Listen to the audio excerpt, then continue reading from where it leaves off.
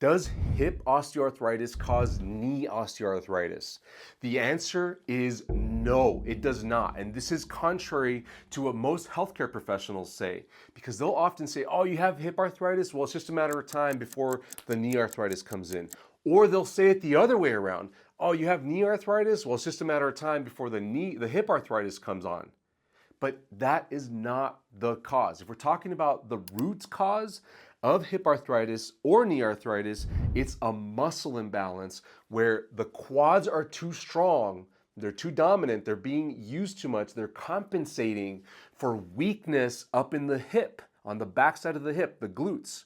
When those glutes get weak, it changes the way the ball moves in the joint where the ball and socket is. And because this is one continuous bone, the femur, the thigh bone, if you don't have good glute strength up here and it's altered, the stability is altered at the hip, it's also going to affect the pressures and the stability around the knee joint. That's the cause of hip and knee arthritis.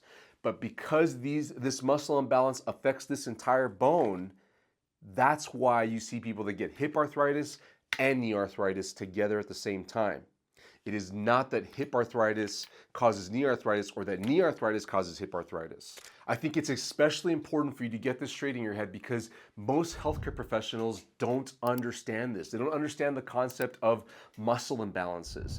They're just thinking in terms of what research says and what correlations say. Correlations are not describing cause and effect. When you see a correlation, that just means that as this tends to happen, this other thing also tends to happen. But it doesn't describe cause and effect.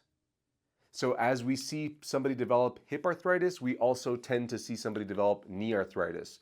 But it's not accurate to say that the hip arthritis caused the knee arthritis. Like the actual changes in the joints are causing the actual changes in the knee down here. What you need to think about instead is it's the pressures that the muscles are creating. This is important because when you figure out what the cause of something is, then you can begin to determine what treatment you need to fix it. And if you just leave it at the level of thinking of, well, I have hip arthritis and that's causing my knee arthritis, where does that put you? How are you going to fix it? What treatments do you have? Then it makes sense that somebody says, well, let's get a hip joint replacement so that you can salvage your knee. That is not good thinking.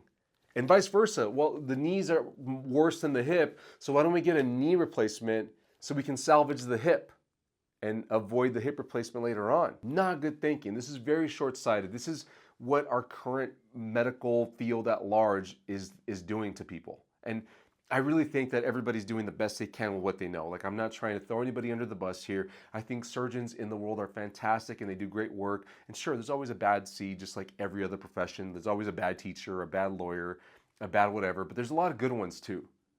And I'm willing to bet money that most surgeons out there are doing the best they can with what they know to help their patients, and they truly have their patients' best interests in mind. The limitation is that they're not educated in how to solve problems without surgery very well. The sooner you can understand that, the sooner you can begin to see that maybe their treatments are not the best thing for you to be doing right now.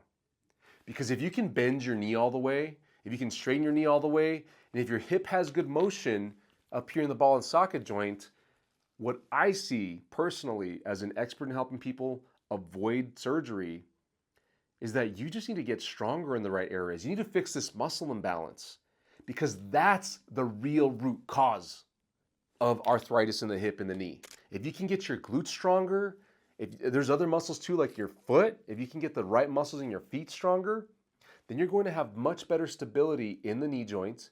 The pressures are going to be reduced, the bad pressures, and same thing up in the hip. You're going to move the hip joint properly, and you're also going to restore normal pressures in the hip. Pressures are a good thing in these joints. Joints are designed to take pressure.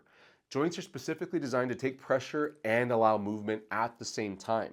That's why they're designed the way they are. Problem comes on when you're trying to do those same movements with excessive pressures because of muscle imbalances, because there's muscles pulling too much on one side of the joint. Now it's causing bad pressures to go through the knee, and same thing up in the hip. Now, there are other causes out there that people blame arthritis on. Some of the big ones are age. They'll say, Well, once you hit your 60s, the likelihood of you getting arthritis in the hip and the knee just starts to go up. And every decade of life, it just goes up and up and up and up. And yeah, there's research showing that that happens. But again, it's a correlation, not cause and effect. There isn't causality established. Another one is weight. We see that as people are heavier, they tend to have a little bit more arthritis in their hips and knees. But could it be that they're also sedentary and they're not working out muscles properly and they have a worse imbalance? You see how there isn't true causality developed.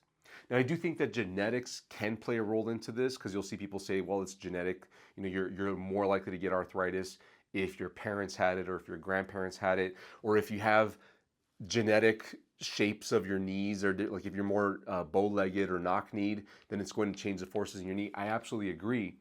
But just because you're genetically predisposed doesn't mean you can't prevent it. I mean, people that have diabetes aren't absolutely going to get diabetes all the time. I'm talking about type 2 diabetes. They can modify their diet and their exercise and get rid of diabetes or prevent it altogether. You're not just destined to have diabetes. It's the same thing with arthritis.